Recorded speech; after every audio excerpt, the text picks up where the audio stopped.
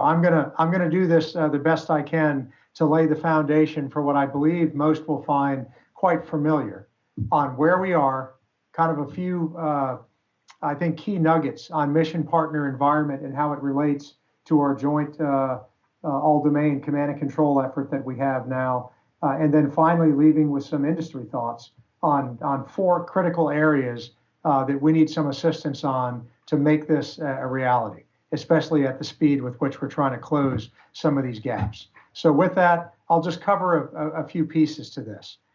For those who have tracked mission partner environment and some of the Pentagon efforts, my guess would be when we talk about mission partner environment, you may have the idea of, well, here we go again. We've been down this road. We've always promised to bring partners in the development of these capabilities early, but for reasons either explained or unexplained, it seldom happens.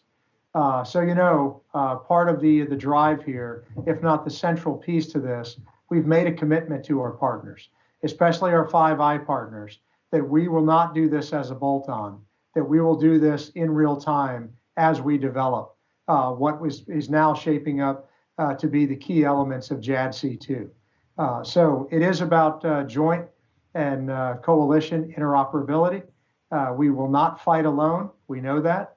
And information sharing at speed is really critical for the type of fight, especially in the theater that we're describing. So we're building JADC2 with partner input. Again, not after the fact, but making sure that we share capability gaps and prioritize them properly. Our focus has been on the secret and below releasable environment, or SABR, as it's called. We've laid out the foundation for that.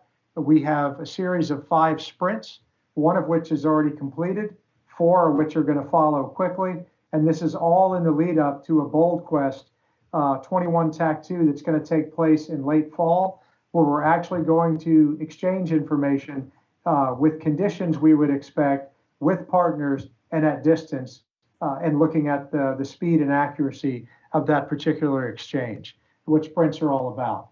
So we have a way ahead, we have real action, we have real experimentation and testing, and a solid way ahead. I also think it's important that we have good relationships with our partners through our Combined Communications Electronics Board, or CCEB.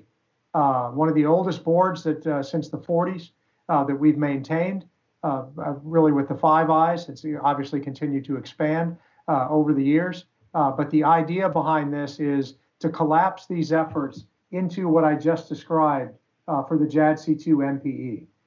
Maybe about 6 months ago, 4 months ago, you could look at these and try and find some commonality between the efforts, and maybe there was some maybe more disconnects than connects.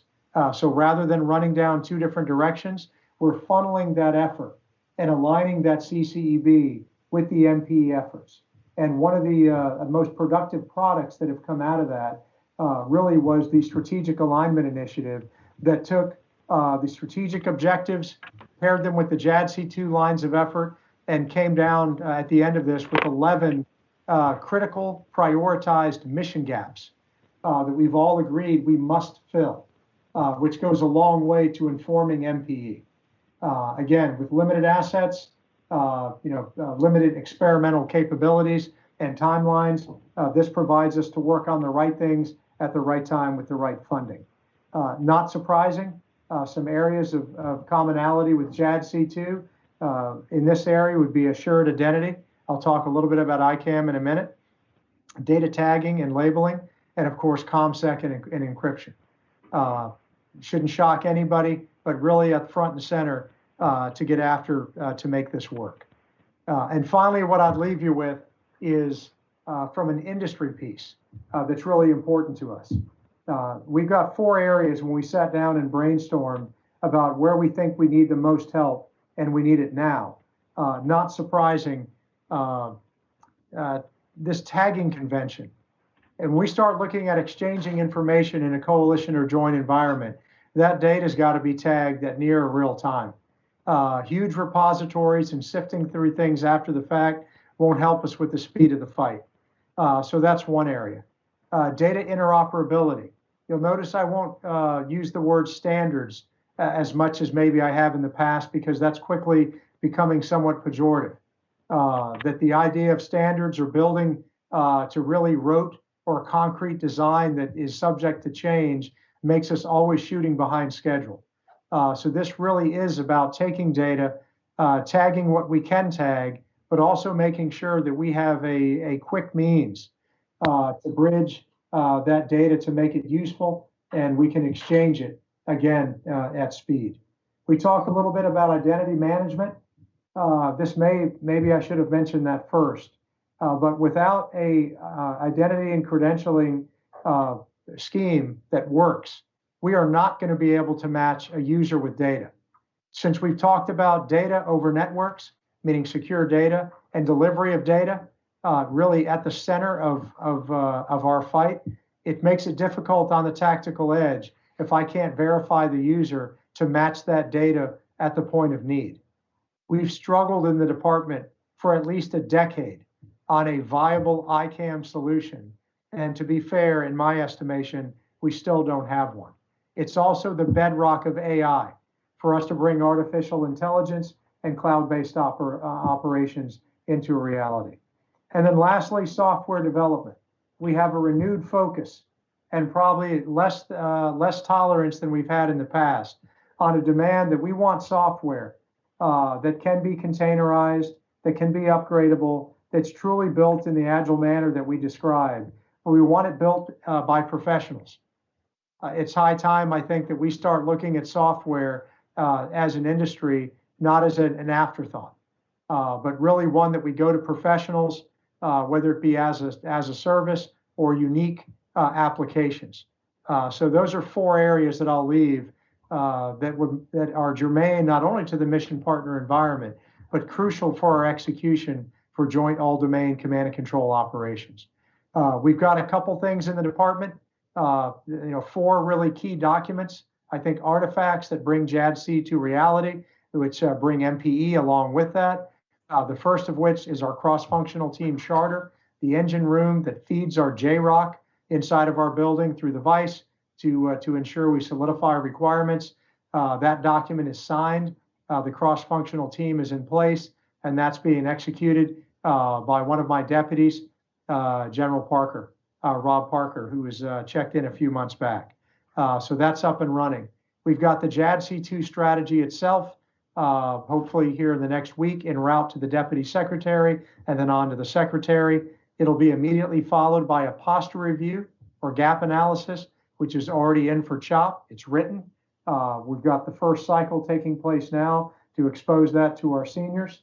And lastly, and most critically, the implementation plan.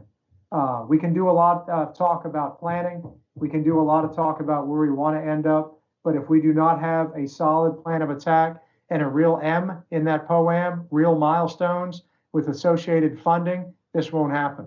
So the implementation plan will sit front and center, and we'll drive that at the J6 level.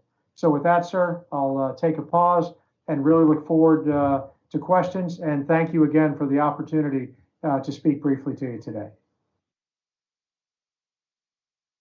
Well, thank you very much. Thank you very much, sir.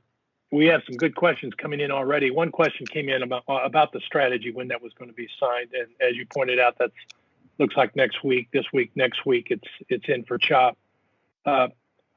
In our previous discussion, just kind of as we set the stage about JADC2, you said you could boil it down to one word. What's that one word, and why would you use it?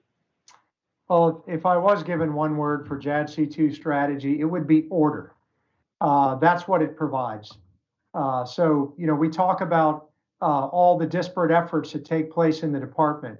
JADC2 is not only an enabler for what we do, it also provides some level of convergence of all these other activities. We want these things to fit like lattice work. We've got every service working something that's incredibly beneficial and contributes to what we're doing. But without that Northern Star, folks are left to their own devices, and they'll do what's right in their own eyes. And although the work may be good, it may not be compatible, and it may not be done in the right priority.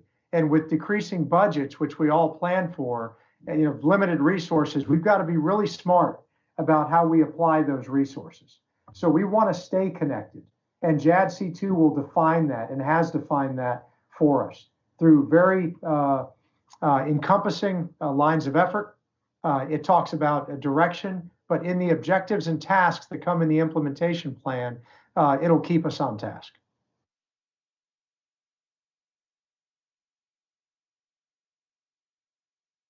Sir, I've got no audio from you.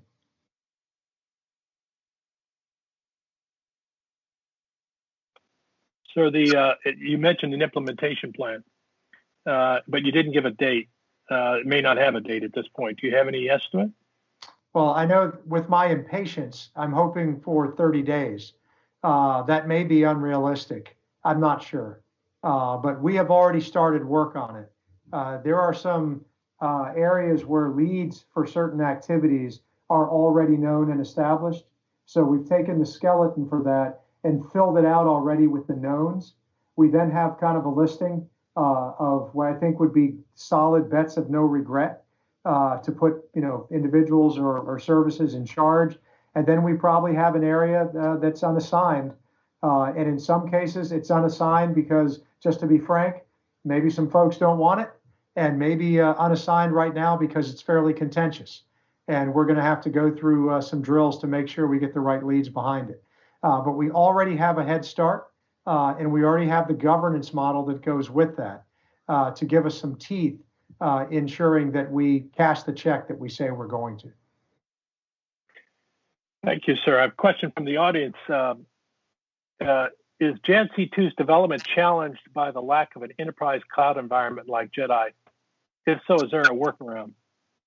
Yeah, clearly cloud is critical to what we're trying to accomplish, at least a hybrid cloud environment. So, whatever happens with JEDI will happen. Clearly not within our control here, but given the fact that these things that we're working on are still on the low end of scale, we have alternatives for the testing that we're doing and what we're building. But make no mistake, for the capacity argument, we're going to need an enterprise level capability to get after this for the warfight we need. From where we are today, we're able to execute the limited experiments and testing that we're doing, but I'm sure as time goes on, that solution is going to be more critical. Sir, you mentioned some ask of industry. Another question from the audience: what can industry be doing to position itself to meet the requirements of JADC2? Are the services going to be getting unique requirements for example, ABMS, overmatch, and convergence? Yeah, so part of my opener in kind of framing how we're bringing these efforts together today, when I look at those three efforts that you had mentioned, they're very informative to that stripe in the road for JADC2. Fast forward a year or two, they may not be, because decisions will be made about procurement, for example, of hardware. Right now, everything is fairly malleable and debatable and negotiable. But if we don't have an understanding of where the department is headed, then we may find ourselves locked in at the service level in areas that make this tougher for us. So we're at a good point now, which is why the JADC2 strategy needs to be on the street signed to make sure that roadmap is laid out very clear. But will there be unique service requirements? Absolutely. This isn't about everything fitting into some sharing bucket. Services have very unique requirements. The key is to make sure that they are discrete and as limited, and if they're solvable in other ways, that we find those ways that again allow some future flexibility. Sir, one of the questions here is from industry: where are you looking for data dictionary elements and taxonomy to be used in data tagging efforts that you mentioned that will best support information sharing? Where are your references? So we're exploring that now via our data summit. I think the team was smart enough to realize everything we do from this point forward, it really is all about the data. And as important as networks are, I mean, I didn't go through networks. I've covered that in JADC2 discussions. We know we have fragile networks. We know we have a fragile transport layer. We know that in order to move this information at scale and at speed, especially to the tactical edge, we have to enhance our networks, and we have plans to do so. But when it comes to either protecting networks or protecting data or investing in data, it's all about the data. So we started that process with the Data Summit.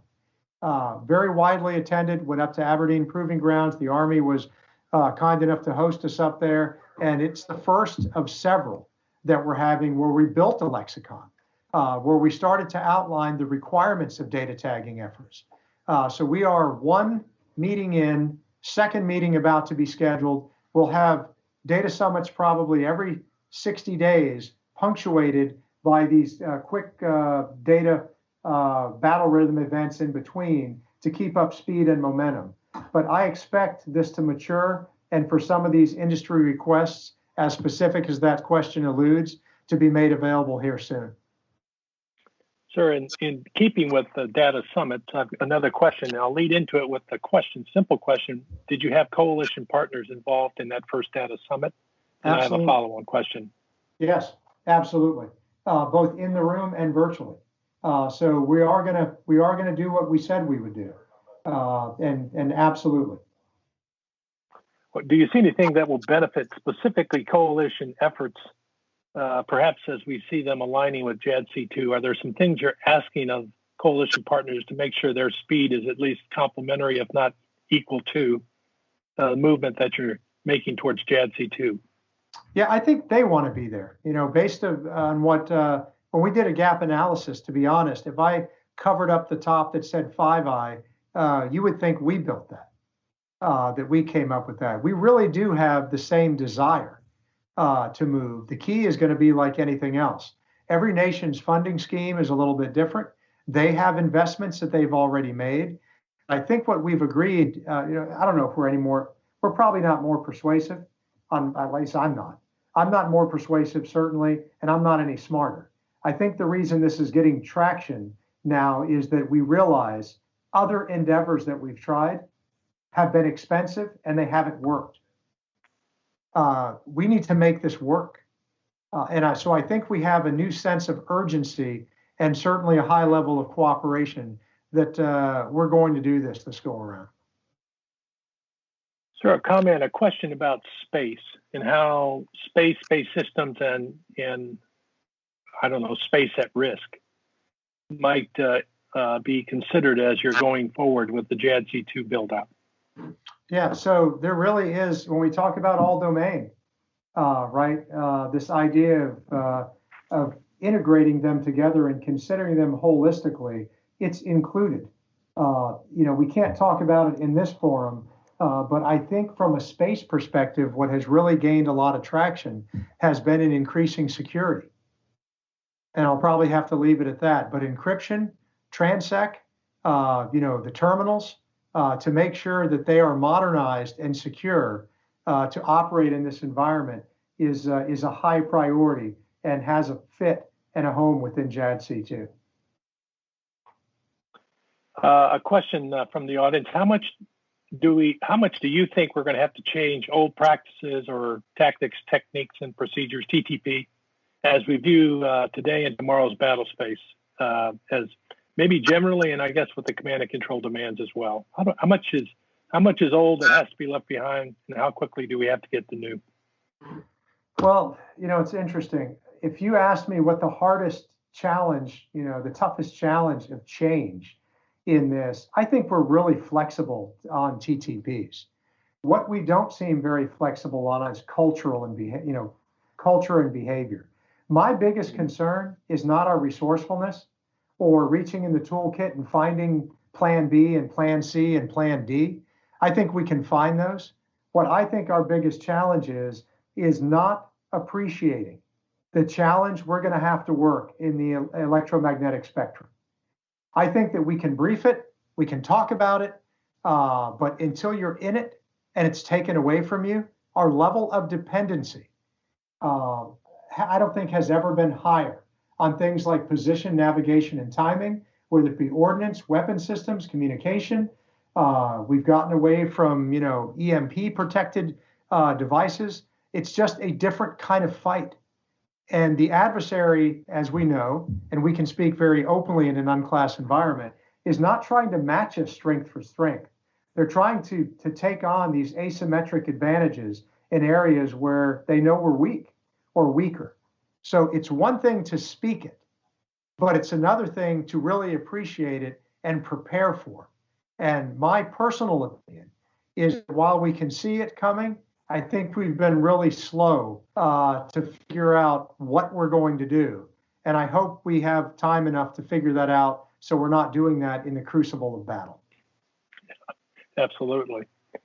So a question on how can ICAM and assured identity be improved for JADC2 environment and for allied and partner access? Is ICAM one of the keystones? I would say that, if data is the moniker or the flag we hold up as the enabler to, or really the center mass of what we're trying to improve on, then maybe ICAM becomes that key enabler for delivery.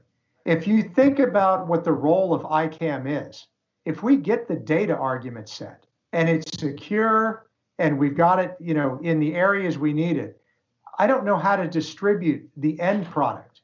We talk about sense, make sense, and act. That act piece, whether it be a decision cycle or a system output, has got to find the user. And while we might have some workarounds in Garrison, we don't have any workarounds.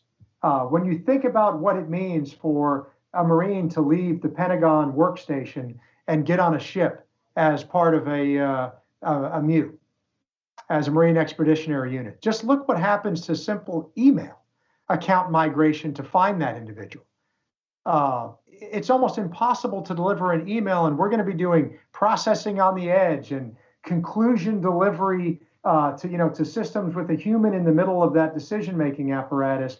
And this is a huge weakness for us. So whether we're talking MPE or JADC2 proper or just current operations, ICAM has been one of these unsolvable challenges for us. And I'll be honest, I've listened to a lot of vendors. And I love hearing people that are excited to share their solutions. I haven't found any solutions that work. Are we getting too elegant with those solutions? I think maybe my taste may have been on the high side before, not anymore. I think that I'm looking for good enough, and I've not found even a good enough, to be honest. I know there's a lot of tests underway. A question from the audience: does the Marine Corps have its own JADC2 project, or is it supporting the Navy's Project Overmatch? The Marine Corps has set, we call these mission threads or threadlets, where folks want to start, right? The Air Force has a couple sensor to shooter, problem sets that they're working on. We've seen some of the convergence in the Army where they're getting these systems to communicate, again, at machine speed and to learn. So they're really collapsing some of their environment to really position itself for this. The Navy has some over the horizon type engagement problems they're working. And to be fair, the Marine Corps has its own set. We've asked for the services to submit them. And I believe at least one of those Marine solutions came through in kind of the Navy's set. But to answer the question, it's probably yes to both. The Marine Corps has its own JADC2 focused areas, and they clearly have a way to submit those through the Navy. So we've got just a short bit of time. Someone's knocking at the door and they have a solution from industry. What's that solution you're really looking for? Well, I'll tell you what, I'm looking for that solution that we just laid out. I'm interested in even more than what I just described. If you think about, for example, how I get disparate systems to share information. There's all kinds of philosophies that are available now. I can go through long, arduous endeavors to structure data, right? Just say, forget about it, let it show up in the pool or in the lake, and I will find a way to structure it. There are some very exquisite from R&E side and academia, Rosetta Stones of sorts that I can place in between these. We're getting advice from professionals who do this on the industry side that say, scrap all that. What you need to do is do what we do. And that is to build these interfaces that are light, nimble. You build hundreds of them a day if you need to, but you get really smart people who understand it and build your data repositories in this cloud hybrid with as much as you can, lock it down, get your security that you need, but pick your winners where they show promise. But this is going to be trying to find the S word or standard. The machines will now export this way and will import a fool's errand. That we demand. There's going to be diversity. You've got to embrace the diversity and build in these interfaces and enablers to make sense of that information as a common practice. So if industry wants to knock on our door and talk to me about that, all game.